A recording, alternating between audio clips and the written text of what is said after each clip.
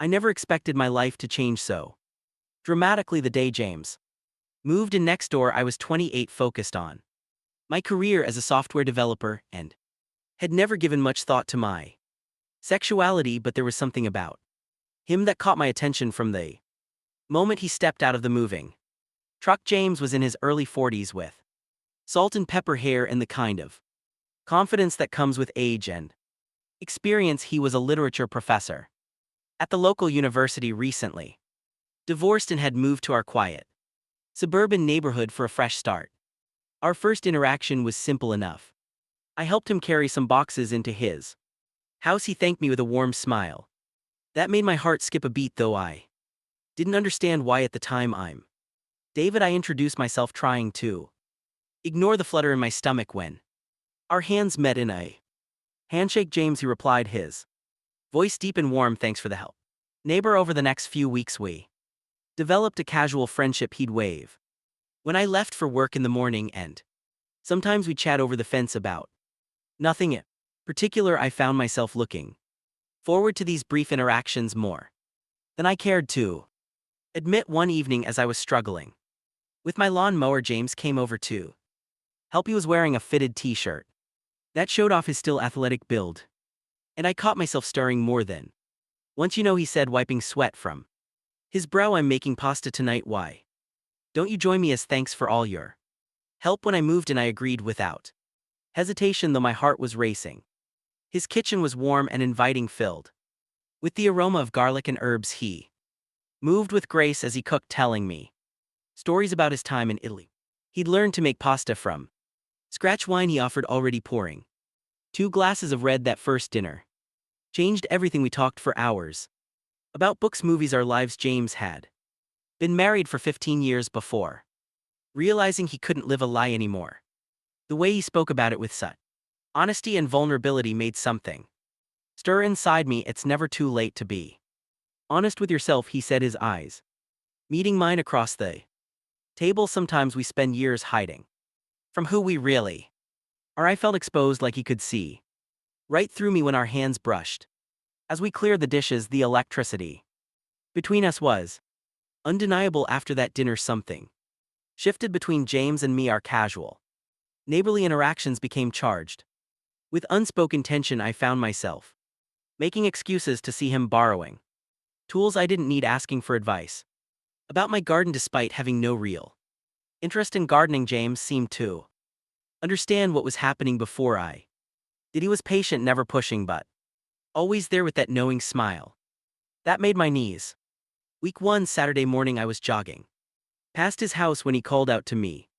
He was doing yoga on his back deck, shirtless in the morning sun. I nearly tripped over my own feet. "Want to join?" he asked, a slight smirk playing at the corners of his mouth. I had never done yoga in my life, but I found myself saying yes. He helped me through basic poses, his hands occasionally guiding my body into the correct positions. Each touch sent electricity through my skin.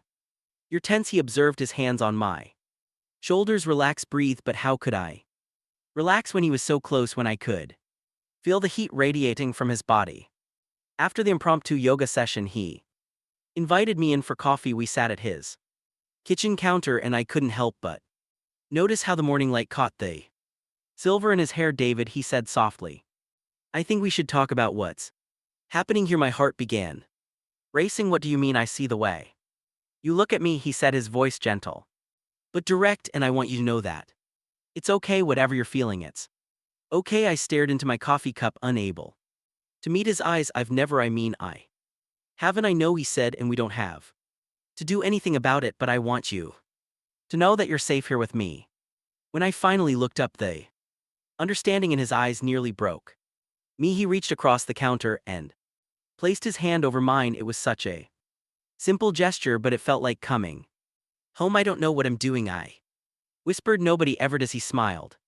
"That's part of the journey." That conversation opened a floodgate. All the feelings I'd been suppressing, not just about James, but about my entire identity, came rushing to the surface. I spent the next few days and a days questioning everything I thought I knew about myself. For the next week, I threw myself into work, trying to avoid thinking about that morning with James. But every time I closed my eyes I felt his hands on my shoulders, saw his understanding smile late one Friday night after too many hours staring at code. I heard music drifting from James's house. It was Leonard Cohen's Hallelujah, one of my favorites. Before I could talk myself out of it, I was walking across our shared lawn. James opened the door before I could knock. He was holding a glass of whiskey, looking relaxed in a dark blue sweater that made his eyes seem impossibly deep. I was hoping you'd come over, he said, stepping aside to let me in. His living room was dimly lit, books scattered everywhere, a record player in the corner was spinning vinyl, filling the room with melancholic music. Couldn't sleep, he asked, already pouring me a drink. Haven't been sleeping much lately, I admitted, accepting the glass. Our fingers brushed and I didn't pull away this time. Want to talk about it? I took a long sip of whiskey, letting the warmth spread through my chest. I'm scared, I finally said. James sat down beside me on the couch, close enough that our thighs touched. Of what everything these feelings, what they mean, what people would think, my family. I trailed off, overwhelmed. I remember that fear, he said softly, when I first admitted to myself that I was gay. I thought my world would end, my marriage, my career, my relationships with family. I thought I'd lose it all. Did you lose everything? He smiled, a hint of sadness in his eyes. I lost some things, my marriage, obviously, some friends, but I gained something valuable, myself. For the first time in my life I could breathe without thinking. I reached out and touched his face, feeling the slight roughness of his evening stubble. He stayed perfectly still, letting me explore this new territory at my own pace. James, I whispered, and then I was kissing him. It was nothing like kissing women. His lips were firm, confident. He tasted like whiskey and something uniquely male. His hand came up to cut the back of my neck, and I melted into him. When we finally broke apart, I was trembling. He pressed his forehead against mine, both of us breathing heavily. We can take this as slow as you need, he murmured, but I didn't want slow. Years of repression and denial had created a hunger I couldn't control. I kissed him again, harder this time, with all the desperation I'd been holding back. That night changed everything.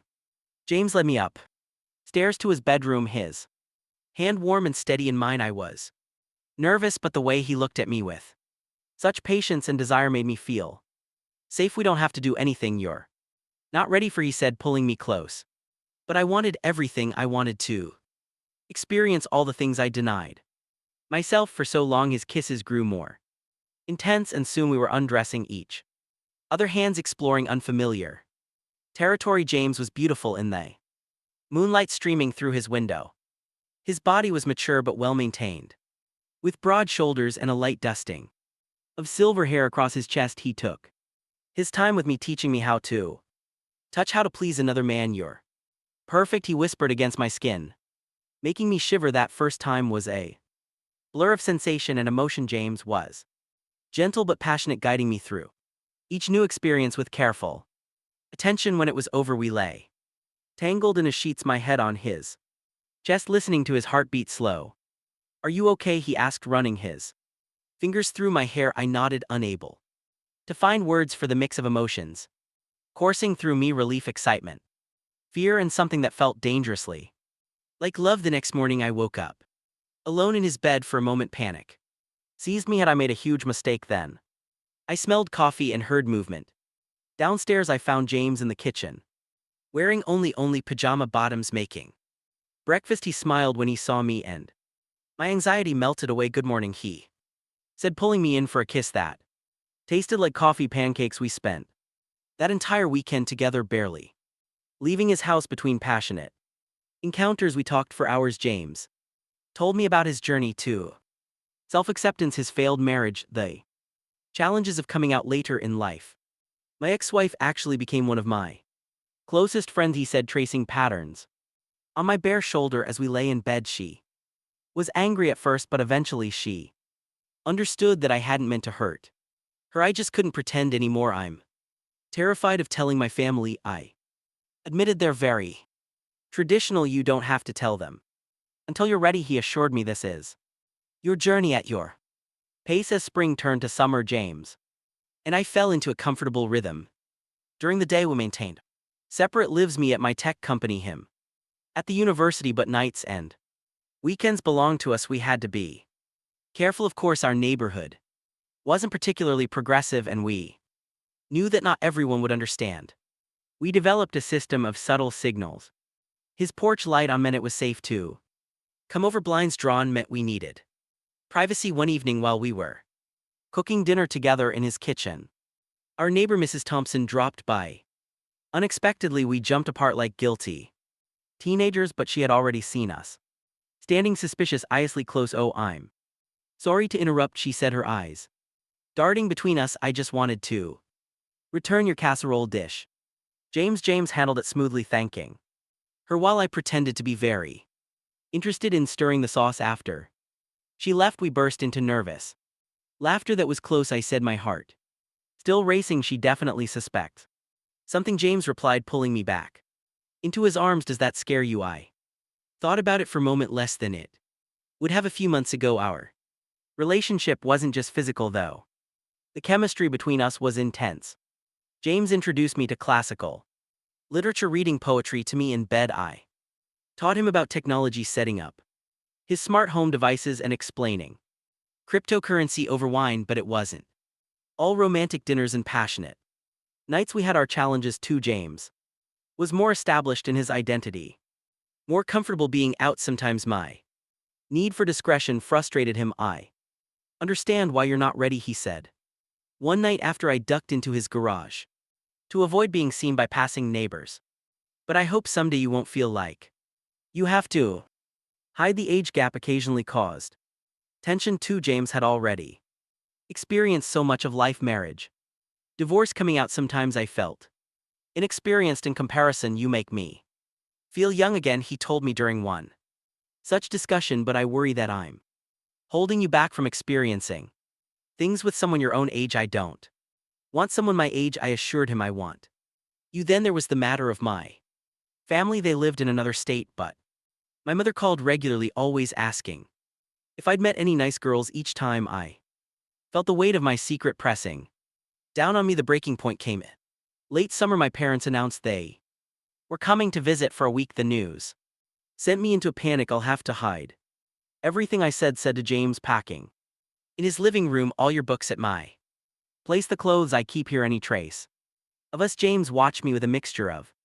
understanding and sadness. You could just tell them I can't," I said automatically, but even as the words left my mouth, they felt wrong. "David," James said softly, catching my hand to stop my packing, "I love you. I haven't said it before because I didn't want to pressure you, but I do, and watching you tear yourself apart like this, it hurts." It was the first time either of us had used the word love. I sank onto the couch beside him, overwhelmed. "I love you too," I whispered, realizing as I said it how true it was. "That's what makes this so hard. If I tell them and they reject us, then we'll handle it together," he said, squeezing my hand. "But living a lie is destroying you." The week before my parents' visit was tense. I moved all my things back to my house, making it look like the bachelor pad they expected. James kept his distance, though it killed us both. My parents arrived on a Sunday. My mother immediately began reorganizing my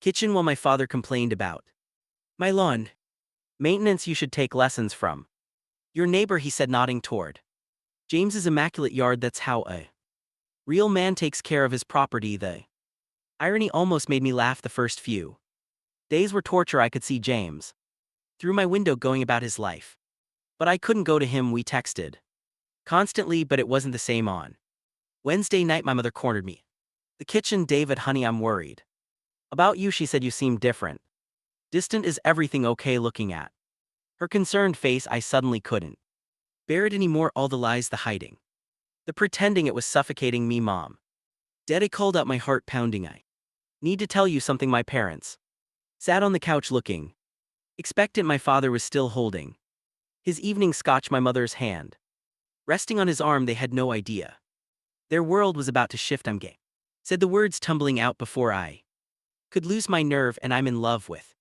James. We've been together for months." The silence that followed was deafening. My mother's hand flew to her mouth. My father's glass froze halfway to his lips.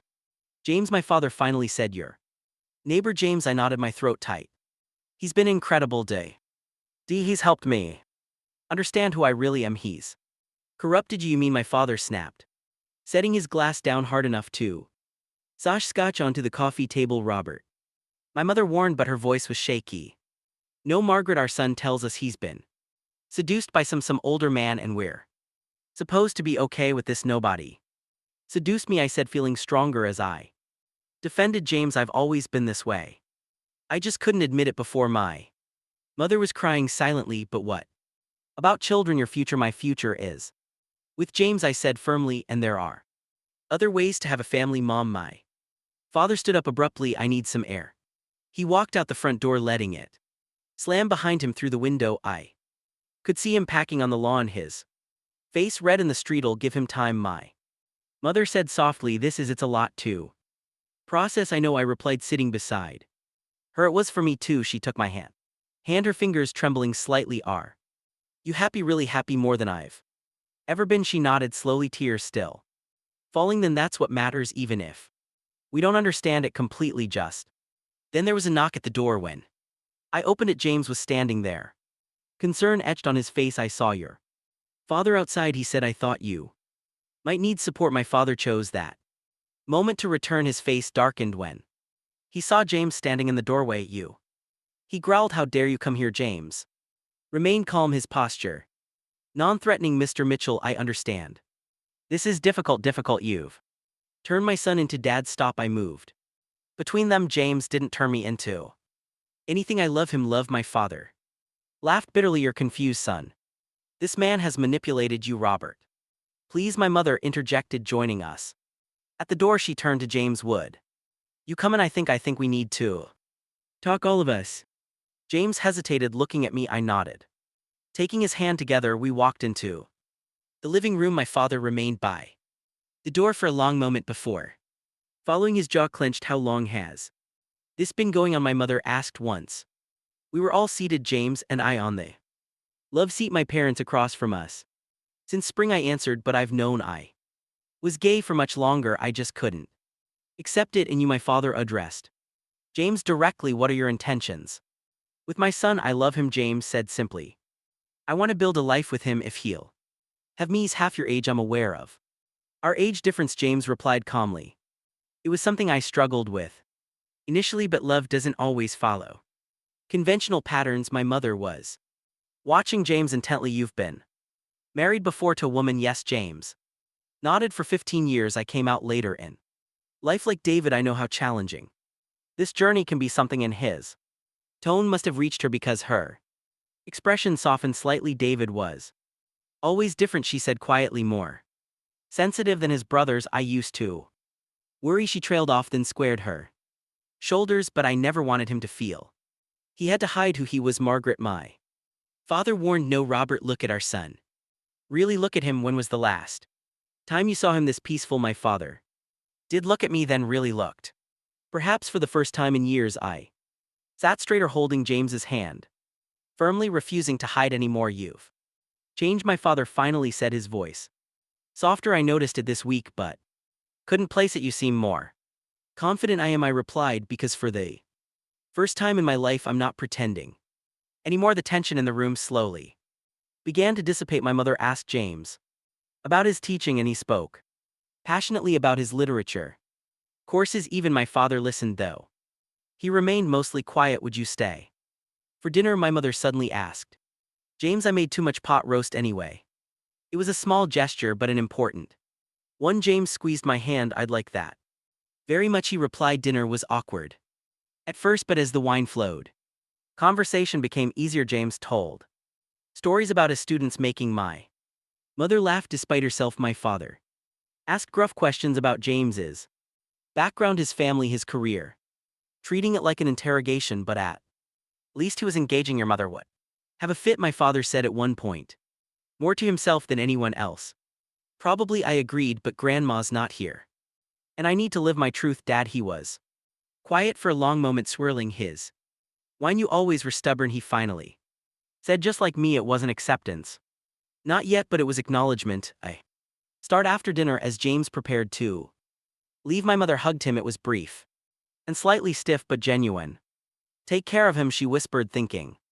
I couldn't hear always, James promised. My father shook his hand, maintaining his reserved but no longer hostile. That night, after my parents had gone to bed, I snuck over to James's house. We lay in his bed, processing everything that had happened. You were incredible tonight, I told him. Thank you for being there. Where else would I be? He smiled, pulling me closer. We're in this together. The next few months brought gradual but significant changes. My parents stayed for another 3 days after the revelation, and each day got a little easier. By the time they left, my mother was hugging both of us goodbye, and my father managed a gruff "take care of yourselves" words spread through the neighborhood, as it inevitably does in small communities. Mrs. Thompson, it turned out, had suspected all along and became one of our strongest allies, bringing cookies and defending us at neighborhood association meetings. Some neighbors stopped speaking to us, others surprised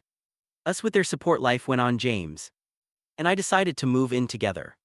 Properly, we chose his house with its beautiful garden and book-lined walls. My modern furniture looked oddly perfect next to his antiques, just as our different personalities complemented each other. My older brother called after hearing the news from our parents. I always knew, he said, I was just waiting for you to figure it out. My younger brother took longer to come around, but eventually did, bringing his kids to visit us at Christmas. My father's journey to acceptance was slow but steady. He started calling more often, awkwardly asking about James, making an effort. One day he showed up unexpectedly with his tools. Your front steps are wobbly, he announced. Let me fix them. He and James spent the afternoon working together, talking about home maintenance and gradually life. When they finished, my father clapped Jam on the shoulder. Simple gesture that meant everything. My mother became our biggest supporter, sending care packages and calling regularly to check on both of us. She even joined P-Flag, surprising us all with her advocacy. One evening, about a year after coming out, James and I sat on our porch swing watching the sunset. The autumn air was crisp and his garden was ablaze with fall colors. Any regrets, he asked, his arm around my shoulders. I thought about the past year, the challenges we'd faced, the love we'd found, the truth we'd embraced. Not one, I replied, leaning into him. You only that we didn't find each other sooner. He smiled, but then again, maybe we needed to take our separate journeys to be ready for this. Inside, dinner was warming in the oven. My father's repaired steps led up to our front door. James's books mingled with my tech magazines on the coffee table. Everything felt right. I love you, I said, the words now coming easily, naturally. I love you too, he replied, kissing my temple as the sun set on our quiet street. I realized that coming out hadn't been an ending at all. It had been a beginning of honesty, of love, of a life lived authentically. And sitting there with James, I knew that whatever challenges lay ahead, we would face them together.